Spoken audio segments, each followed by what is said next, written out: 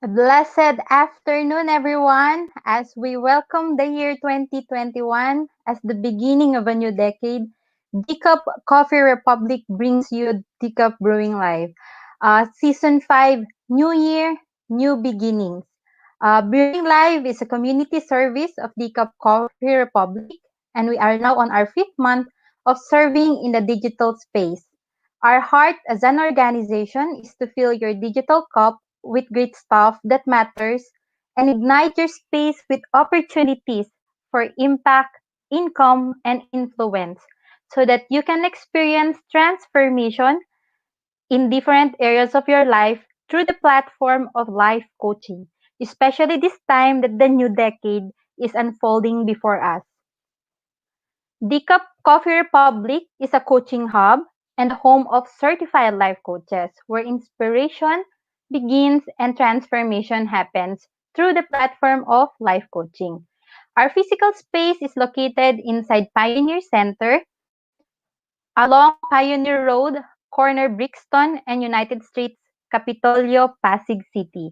Our hub is open from 9 a.m. to 9 p.m. daily for dine-in, pick-up, and delivery of your premium drinks and nutrilicious food. Plant-based meal is also available to help you keep fit and healthy, especially during this time of pandemic. For coaching services, we do offer coaching services on demand 24/7. Just connect with Coach Rizel through 0917 586 1661 anytime for the day and any day of the week.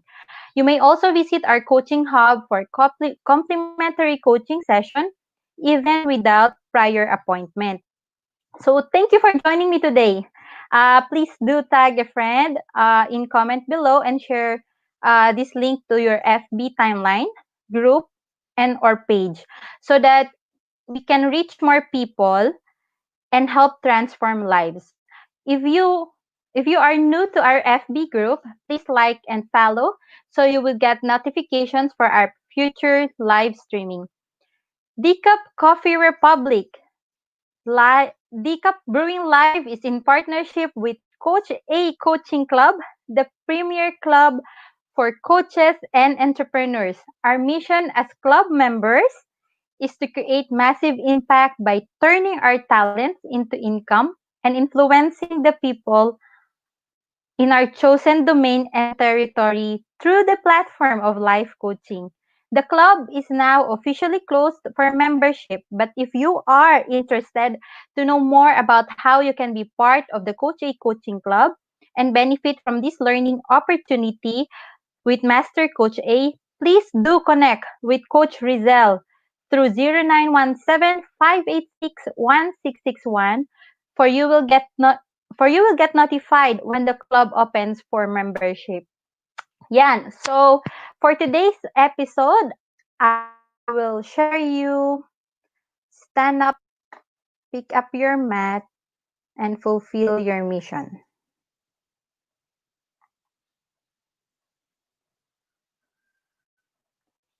So, ayan. So there you go. As we begin,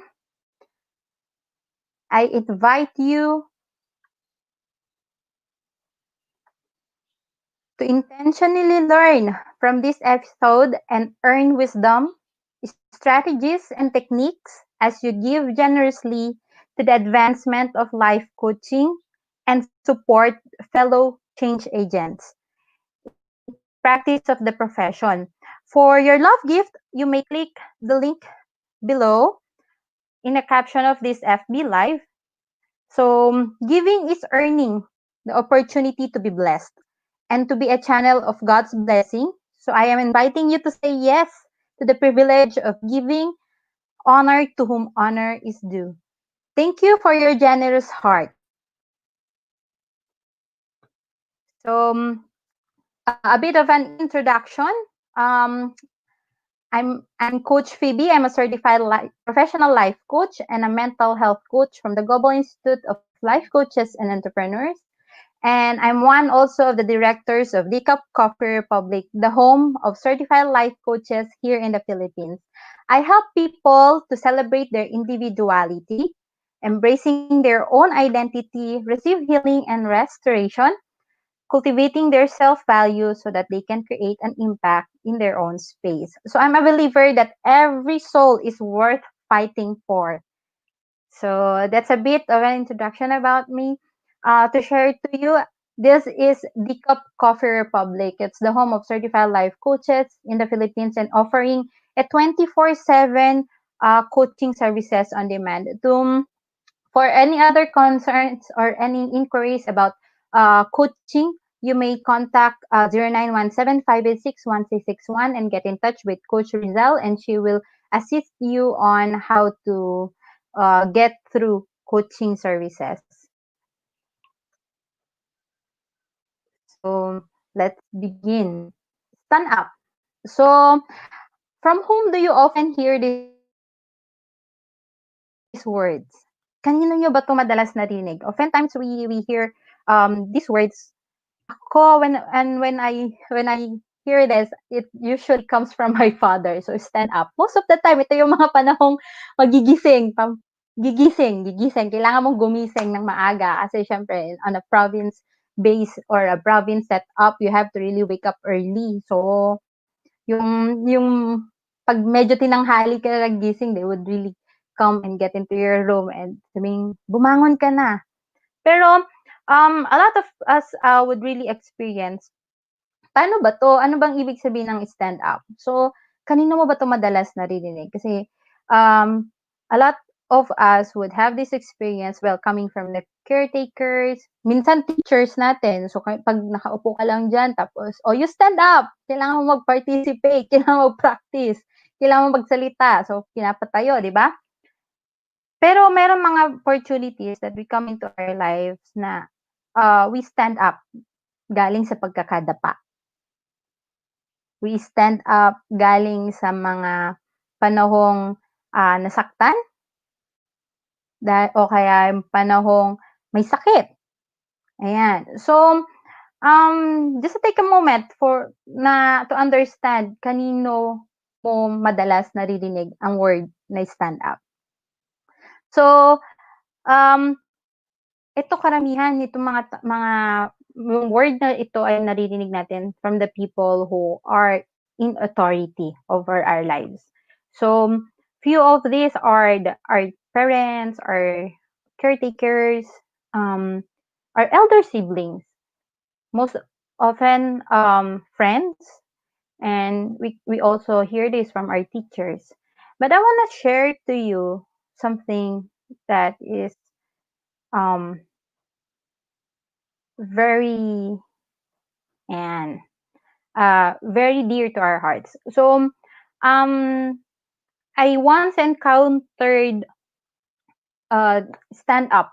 Like it's really very audible in my ears when I read the word and Jesus said, stand up.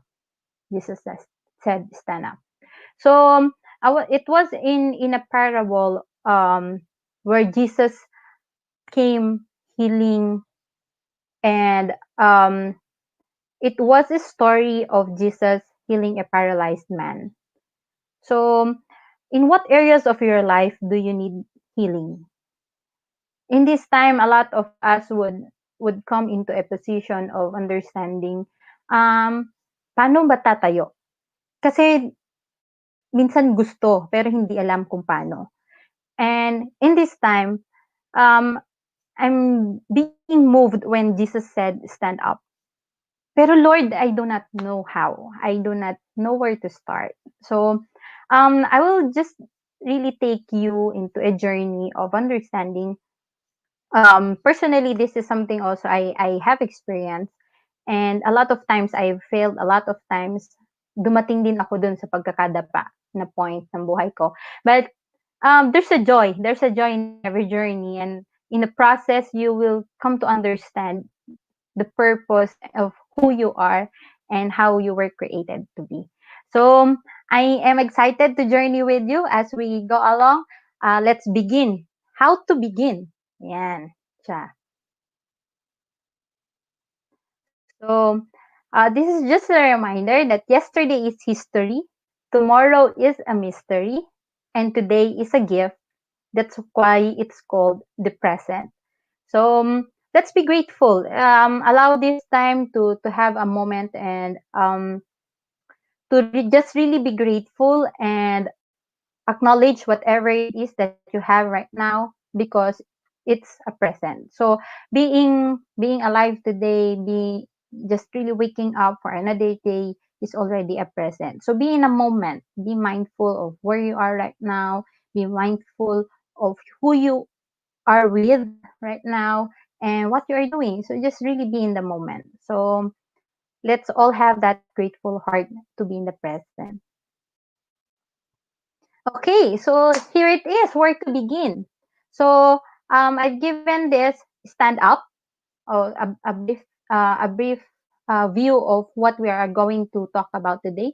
Um, we will get to talk about each and every one of it as we go along the presentation. So stand up means space, truth or reality, acceptance, need, determination or willingness, unbreakable support, and the purpose. So as we go through this, um, I'm allowing you to have a time to really just open your heart and open yourselves to encounter yourselves and your truth in this time. So as we go along, I pray that you will really be in the moment of really understanding where you are right now. Yeah, space. So these are a few of the questions that I am presenting to you in order for you to understand where you are currently right now. So your space is your environment. It's where you are allowing your boundaries to to it's within the boundary that you are allowing for yourself. So these are few of the things that you can start processing or you can start to look at. So what is the condition of the space where you are in right now? So few of the answers here are like really reflecting on, is it in chaos, is it in good condition, is it allowing you to just be yourself? So what is the condition? Ano ngayon yung current state mo sa space mo ngayon? Who are the people you are allowing in your space? So ibig sabihin, are you putting boundaries also on the people who are not contributing to your growth, or are you just really being so flexible and just really allow everyone to come in and take an effect on your life kung whatever it is that they would want to say. Ayan. So, your space is your ecology. So, eventually, who are the people that you are allowing to be part of your ecology? And what is the boundary din na binibigay mo sa kanila? Kasi oftentimes, yan, well, with my experience that with the space that I had before, I'm a person who is always people pleasing. So I just allow people to come and get into my space. Then I interact with them at the same time. I I just um take every comments or anything that they would want to say. Then, but eventually, it's degrading na. It causes me to get away from the values and the principles that I have set before in my life. So, this is a moment where you would really take a time to understand nasan ka ba ngayon. So what is your ideal space? Ano ba yung gusto mong space where you can just freely be yourself, when you can just be vulnerable, where you can just be truthful, and you would say that it's your reality.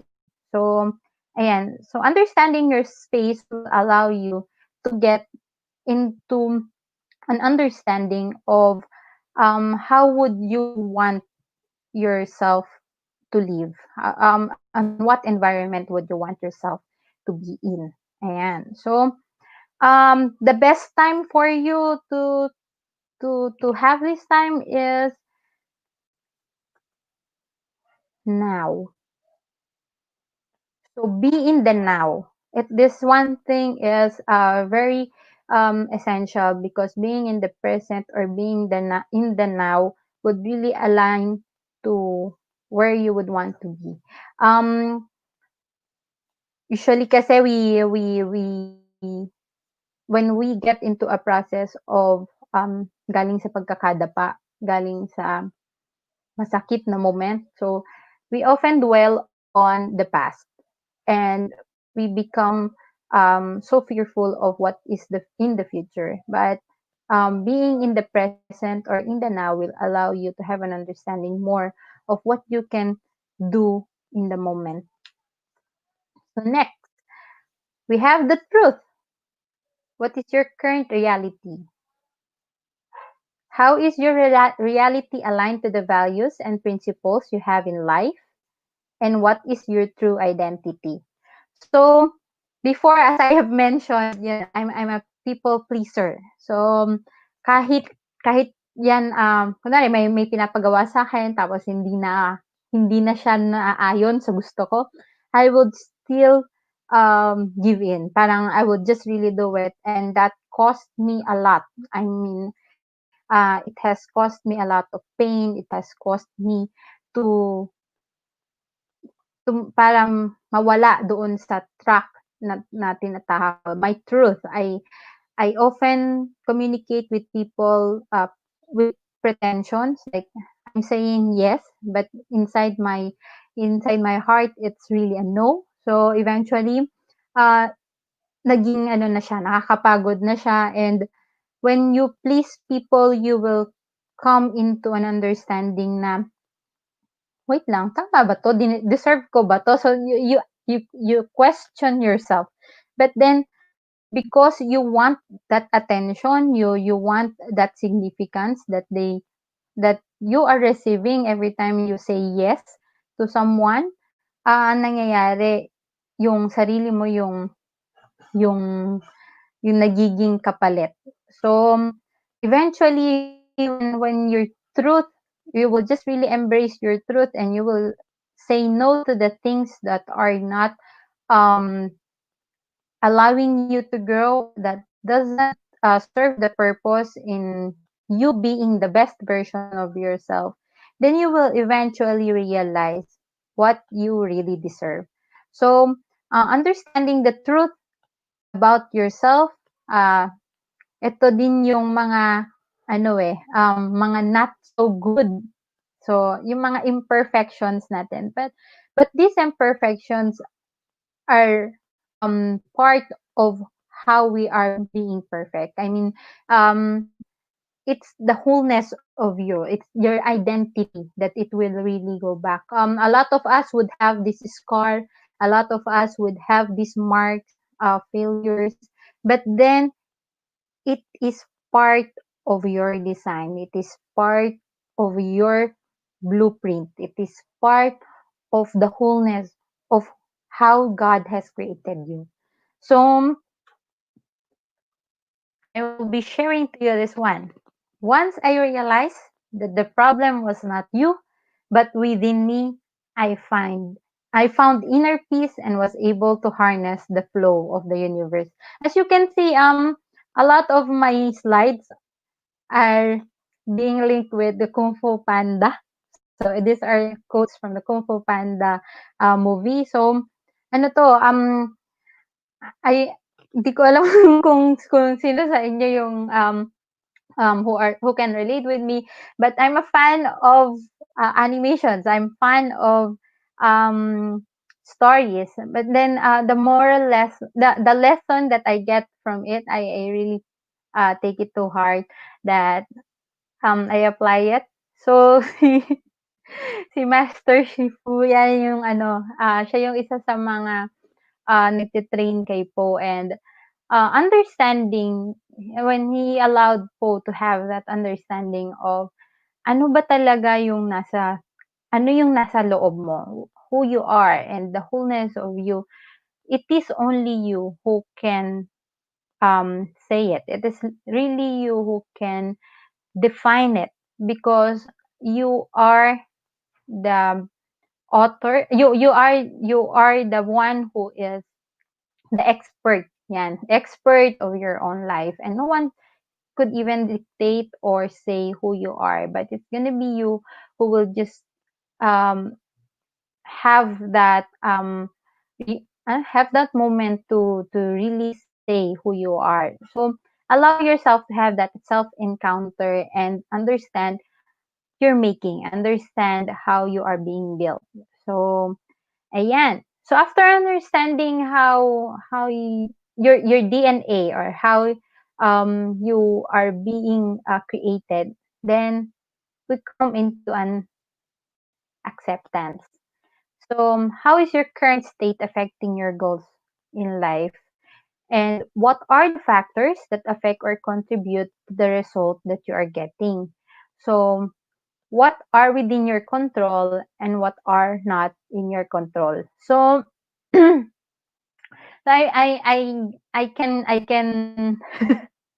can relate with a lot of people on this acceptance because uh, I came to understand that I was at my best when I began to accept things that are not in my control and the things that are in my control. So being a person who is a people pleaser and really looking for relevance, for acceptance from a lot of people, this is very um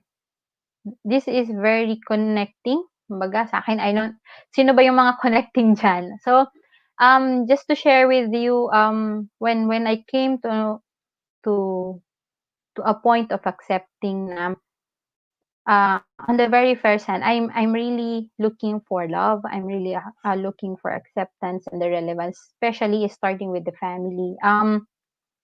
Bunso ako, so most of the time, even the family and the tribe would call me bunso. Uh, Coming from a perspective na lahat binibigay. I mean, you are cherished, the attention is with you, then suddenly things happen in your family na like my sister got an accident and my parents has to attend to her. So I felt like parang wala na. I mean, the attention is not on me. So I kept on doing things that would really take that attention from them. So including things that are not really so good. So nadala ko 'yon. It came into a point na even with the relationships that I had, gusto ko 'yon. So parang I want that acceptance. I want that attention coming from a relationship, from a partner. Came to a point na you would just really also give everything to the person just for them to be with you, just for them to give you also the attention that you are asking from them, or I mean that you really want from them. So a lot of us, ako personally, I came to different relationships, and I mean I would end up failed. Oh, kasi umaalis naman, eh, nawawala naman.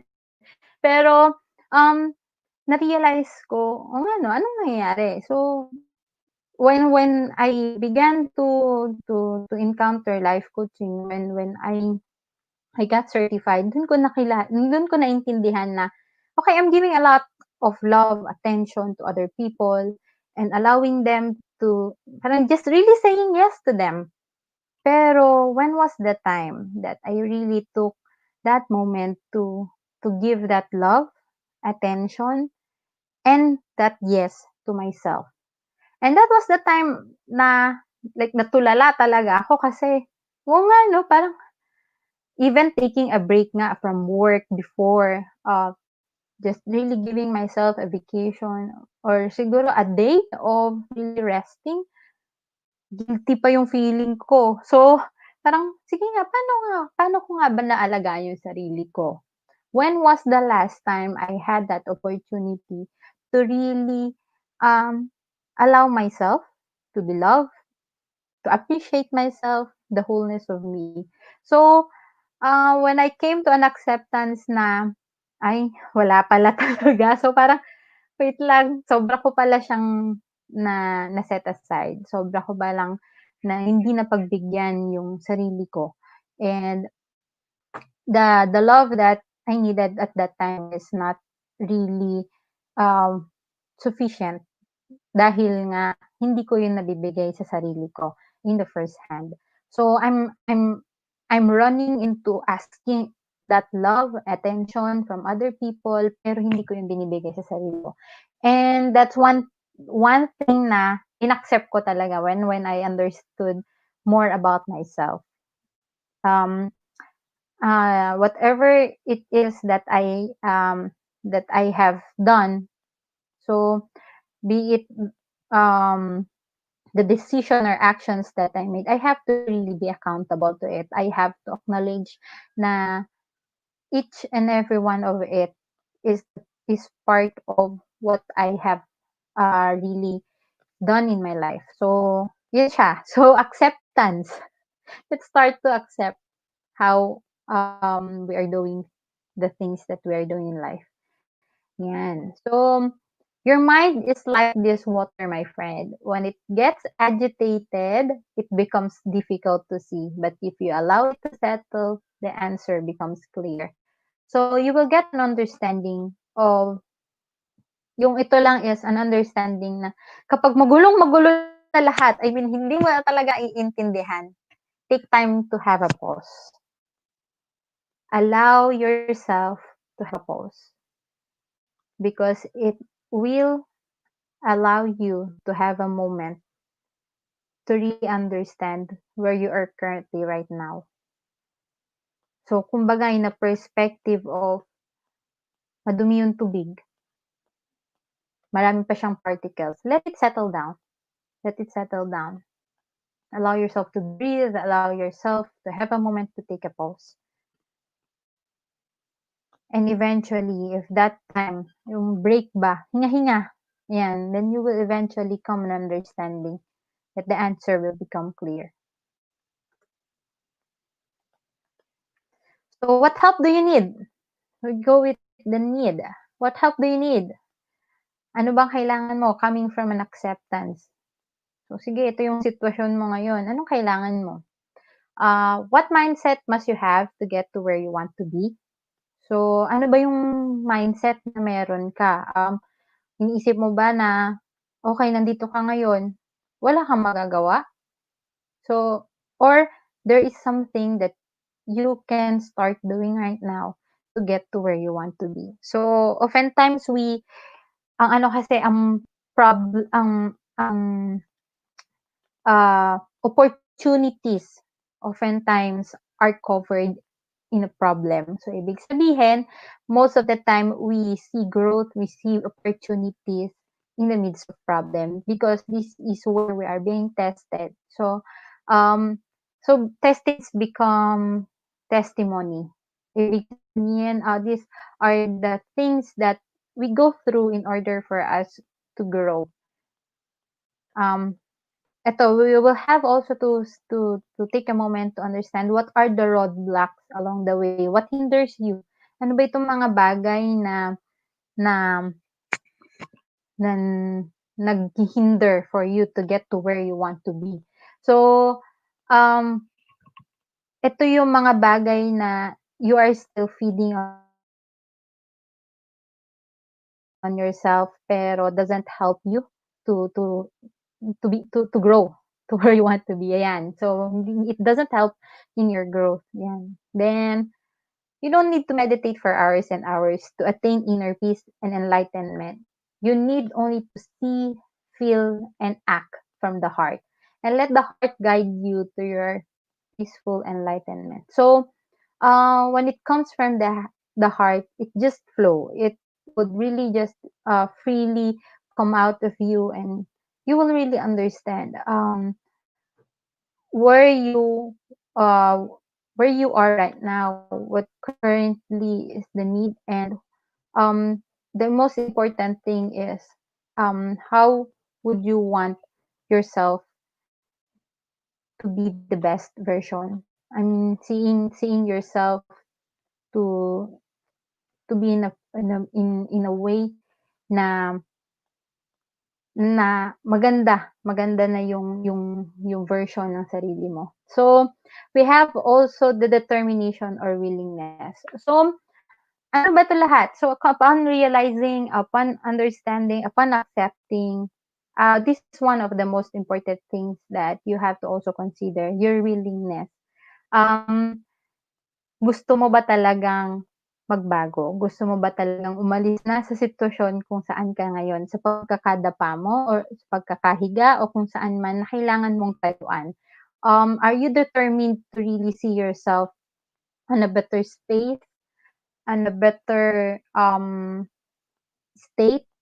Ayan. So, how do you really want na, nakikita na yung nag-grow ka naman, na nagbabago ka and yung mga goals mo na-achieve mo. So, what are you willing to take to get to where you want to be? Ito yung mga cost eh. Ano yung mga bagay na kailangan mong sabihan ng no? And what are the things also that you would want to say yes? Para saan to? And how committed are you to see a difference in your situation? So, yung ano kasi, like I can really relate on this when it comes to relationship din. Kasi, ah, alam mong hindi nakakabuti yung relationship but then you are really holding on to it.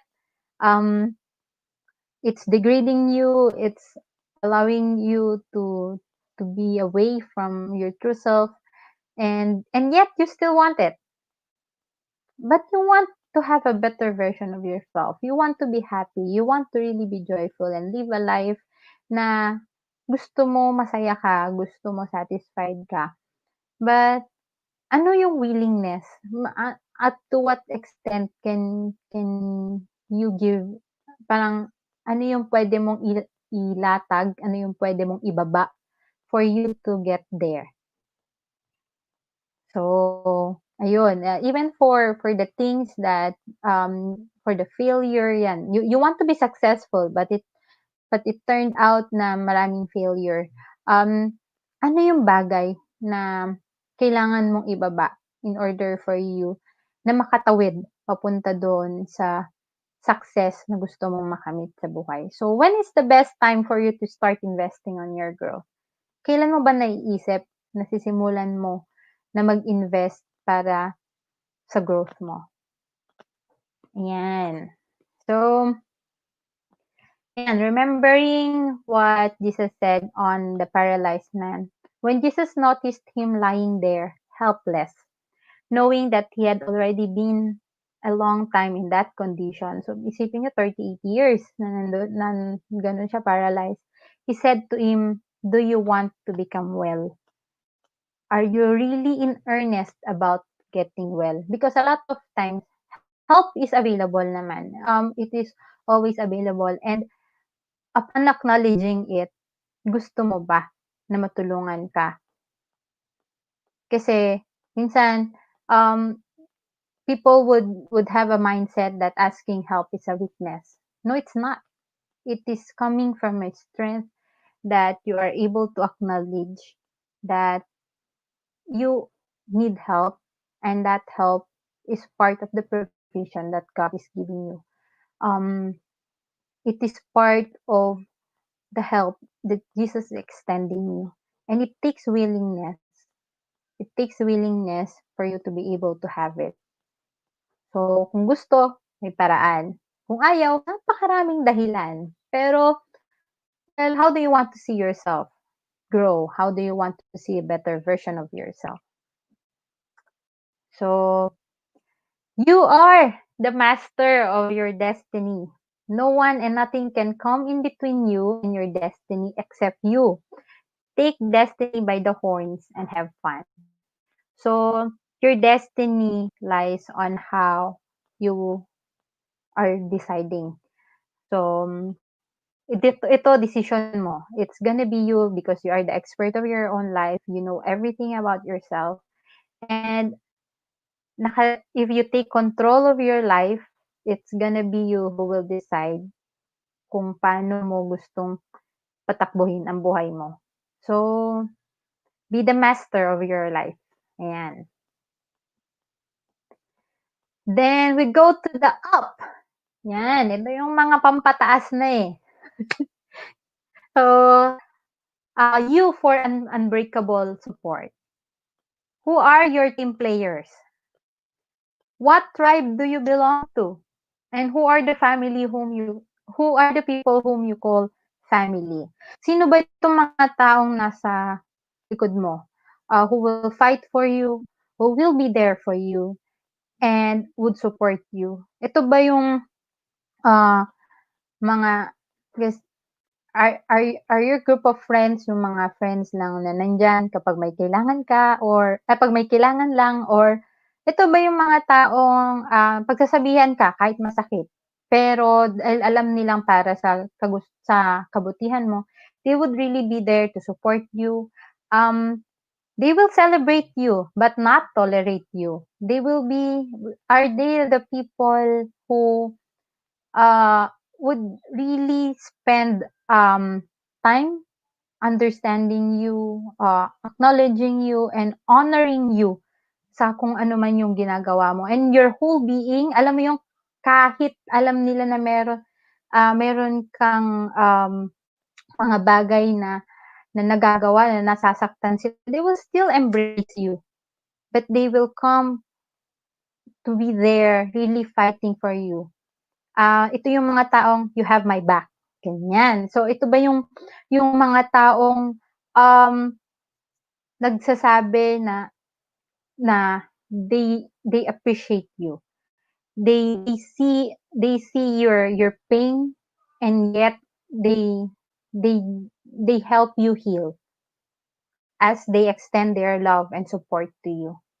So I have a lot of people in this, and I'm very thankful for the tribe, for the Decaf Coffee Republic family, and for the life coaching tribe that I have who has been supporting me. A lot of times, dumating din ako sa point na dapang-dapa, yan, sugatan, pero I have my unbreakable support. And these are the coaches that I have, Master Coach A, Coach Sean, the Decaf family, and the rest of the tribe, they have been a good support to me. So, alamin mo, who are these people that is with you as you journey in life, sa mga moments mo. Ayan. So, these are the tribe that I have. These are the family, my unbreakable support. So, they are the one who are being with, who who is with me in my journey, and they continue to journey with me through ups and downs and celebrating who you are. So, I'm encouraging you to be part of a tribe where you can just really thrive, and you would just really allow yourself to be the best of you can be. Yan. What is the message? Ayan, ito na, purpose. Purpose. What is the message of your life that your life story brings? Each and every one of us has a story to tell. Each and every one of us has someone in mind that we would want to help. What is your story? What is the message of your story? And how do you really want to help other people through your own story? Because your story matters. And that is because you matter. So you have a purpose in this life, and you alone knows it. You have a story to tell to a lot of people and be a blessing as you are being blessed with the overcoming of all the things that you've been through. You are the light and salt to where you are in right now. You are just like a lamp that is being set on a stand for everyone to be shed with the light that it has. You're a lighthouse. Yeah. So be the lighthouse to where you are in right now on your current space. What is the greatest challenge in your life that you have to overcome. Think about this. This could be something that is really very dear to you, and you know that a lot of people it may also come and experience this similar thing, and you will just, if you would just really speak, come out, be bold, be open to share your story, then a lot of people will be changed, and this will lead to transformed lives. So, how can you help someone who has a similar story as you? So, come and think of it. What's really the purpose of everything that you have experienced? So there, Coach A Coaching Club. So I'm a proud member of Coach A Coaching Club, and I'm part of this. So when a time in my moment that I was so down, Coach A Coaching Club has allowed me to rise up again and get to where I want to be. So the mission of the club is to create a massive impact by turning my our talents into income and influencing the people in our chosen domain and territory to the platform of life coaching. Here we grow, we expand and thrive as a tribe. So they've been a family to me. Coach Karel, Coach Kat, Coach Doc Vanji, and led by Master Coach A. It's a totally wonderful journey. A lot of us has challenges of our own, but we still continue to fight. So kami yung laban lang, ganyan, nag-group. So we may be four, but number is not, it's not about the number, but it's about the strength that we have, the heart that we have to create an impact and a change. So, um, currently, where are you investing right now for you to grow and to start standing? And who are the people that you are currently having right now in your journey? So I'm grateful for the batch too. So looking forward for more journey with them as we grow. Ayan. So being part of a tribe is really so wonderful that you get to have a support. So I'm really encouraging you. I'm inviting you to be part of the 1 million change agents to grow, expand, and thrive in tribe building. So be part of the Master Builder Apprenticeship with Master Coach A. This is an opportunity for you to create your own tribe. If you have an unstoppable dream, if you really want to have your life become meaningful, I mean, you have a dream. I know you have a dream, and as you start dreaming, uh, being with the people who supports you, being with the people who are having that faith with you, na this is possible. We can make it happen. Then create your own tribe. Be part of the builder. Be part of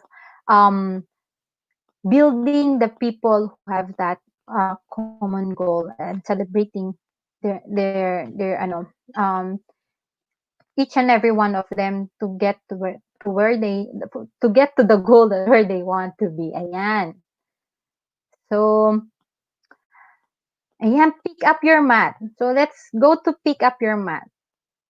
This is the time that you take hold of something that is holding you. If this is pride, then ibaba mo na yan. Really be humble. If this is something that you keep on doing for for self-sabotage, maybe it's time that you really start loving yourself. So pick it up. Saan ka ba nakahiga ngayon? Ano yung bagay na hinahawak-hawakan mo for the longest time? Na yun yung gusto mo lang tulugan, yun yung gusto mo lang pag-stayan. And you just, nandun ka lang, and you don't want to move from it. What is it that's holding you right now? So take hold of that. Take hold, which means take control and be in command. Because you are empowered and you have the power to really take control of the things that you have in you. Because sabi nga, greater is He within you than that of the world. So you are empowered. You have that power. It will just really take you to decide and that willingness to be in authority over the things that are holding you. So, yan, what's next for you moving forward as you pick up your math? What's your picture of the best version of yourself? And what can you bet, how can you better to get to where you want to be? What can you do better to get to where you want to be? So, ayan, what can you do better to get to where you want to be? Maybe it's time for you to think, how is it moving forward? What is now? What's your plan? How do you want to get things to work? Ayan. So, if you only do what you can do, you'll never be more than you are now. So, ibig sabihin, if you just continue doing what you are doing, even if you pray for it and you still do the same thing, wala pong mangyayari. So, magkakaroon lang ng pagbabago if you will have a different response. So, as long as you do the same thing, you will never receive a different solution. You will only receive it if you will have a different response. So, bahala na po kayo kung paano nyo ito gagawin. But you have the power to do it. It's gonna be you who will take on the life that you have. Yan, fulfill your mission. Every one of us has a purpose. Sabi ko nga, your story has something to say of ano ba talaga yung gusto nyong mangyari. But ano yung legacy na gusto nyong iwan pag umalis na kayo? So, allow this time to have a moment to really reflect on how would you like to make your life count? Paano nyo ba ito gustong gawing makabuluhan? And what do you want to be known? Saan nyo gustong makilala?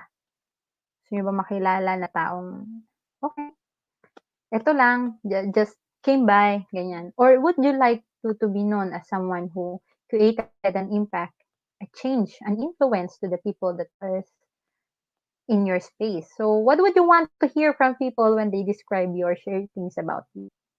Yan. So, most of the time, gusto nating makarinig ng tungkol sa atin. Pero, ano ba yung gusto natin marinig na sasabihin ng mga tao natin? So, it will really reflect on how you have lived your life. So, balikan natin. How do you want to really fulfill your mission? So, there is always something more to learn, even for a master. So, ibig sabihin, life is a continuous journey of learning. Hindi yan matatapos until your breath ends. So, marami pa tayong kailangan matutunan. And I'm really grateful that I'm learning from Master Coach A, from the rest of the tribe, and from Master Coach Kendra, and from the people that are with me in my journey. And there's more room to learn. And there's more room for learning. So let's just really invest on ourselves for growth. So I'm inviting you, ayan, to join. Ito, bagong-bago pa lang po, kakalabas pa lang. But I have already enrolled to this because I think this is one thing that I'm really needing, especially ngayon na nag-i-start yung taon. Yung bagong course ni Master Coach A, One Life to Live for 8,760 hours. Ayan. So, uncover your vision for the future and translate your vision into concrete goals. So, you turning your vision into very translating your vision. Yan.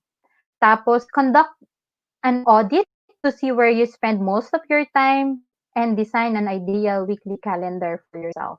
So, time is one of the most precious possession that we have. Making use of it wisely would really allow us to be a good steward of what God has entrusted. So, having that thought na, nga, kailangan kong ayusin. Kasi beginning of the year, I have to really get back on track and understand saan ko magagamit yung oras ko. So, learn how to perform a weekly review to set yourself up for a productive week in which you work towards your goal. So, ito yung modules na meron siya.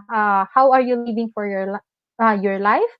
Seeing into the future and how to do a time audit. Ayan. So, create your ideal weekly calendar and a weekly review and planning. So, this is very useful for people who are currently um, on their state of tinitingnan, ine-evaluate kumusta ano ba yung oras nila, ano yung mga kailangan nilang gawin, and how will they maximize their time on getting into something that will lead them to their growth and to their goals in life. So I'm inviting you to join. This is for $167 only, so it's 8,500 pesos. There's a lot more in it. Marami pang nakalagay si Master Coach A diyan na freebies, and I'm so excited to learn with you. So enroll, be my classmate. Ayan. I'm excited to see you in class. Yan. And this is one thing I would like to remind each and every one of us, to give yourself the permission to find the truth within and become the real you.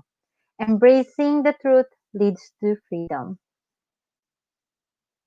Ayan. So, I'm also inviting you to join Life Coaching 101. Ito po ay special project by Team Cheesecake. O, mga Team Cheesecake, ito na.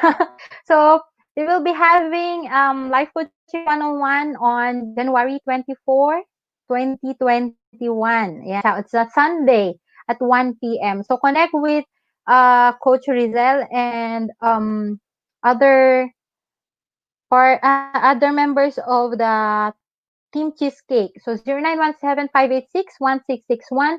If you feel that you are called to coach, then connect with us. There's a lot of opportunity to learn about life coaching profession in here, and you will really hear it from the life coaches themselves, and you will be educated on how it will be. Yan. And ayan, sorry. To make something special, you just have to believe it's special. So you are special and you are made for greatness. And as I believe that you are special, I'll be fighting for you. And that is one thing I will be doing for I believe that every soul is worth fighting for. And so, yan, you are uniquely and wonderfully made. Take hold of your divine birthmark. You have God's fingerprint etched on you. So as um I'm about to end this topic, I would really want to share with you that we are God's handiwork, created in Christ Jesus to do good works, which God prepared in advance for us to do. So reclaim your identity. Stand up, pick up your mat, and fulfill your mission. And reclaim that identity, that birthmark that God has given on you.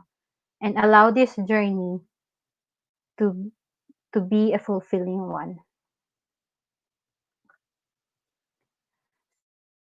So, what's next? Um, when things doesn't seem right, this is two of the things that I would like to share to you that will be able to help you. Hire a life coach. So seek a professional help. So when you partner with a coach, you will have someone to journey with you in getting to where you want to be. And be a life coach. Yan. So if you feel that you are a coach and you've been helping a lot of people, then I'm encouraging you to be part of the tribe. I'm encouraging you to enroll, be trained, be certified, and professionally practice coaching. So you can start monetizing your talent. If you'll be able to to share a life to someone, sabi nga, uh, if you will be able to change someone, then that's gonna be a lifetime that that someone would really owe it.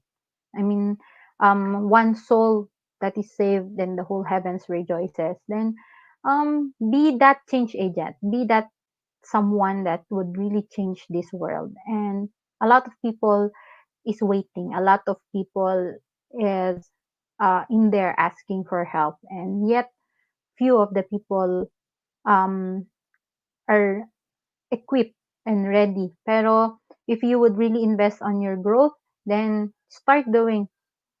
Be a life coach. Consider being a life coach. Our next life coaching certification class will be on January 23 and 30. So I'm inviting you all to join and start investing on yourself. This is one of the best investment that you can give to yourself kasi it's you. It will never be taken away from you. And investing on yourself would really be a wonderful opportunity to see growth and how you can be a change agent and start transforming life. So, just connect with Coach Rizel. Alam nyo naman na, 0917-586-1661. If you would want, you can also connect to Life Coach Philippines. Ayan. So, thank you. That would be all.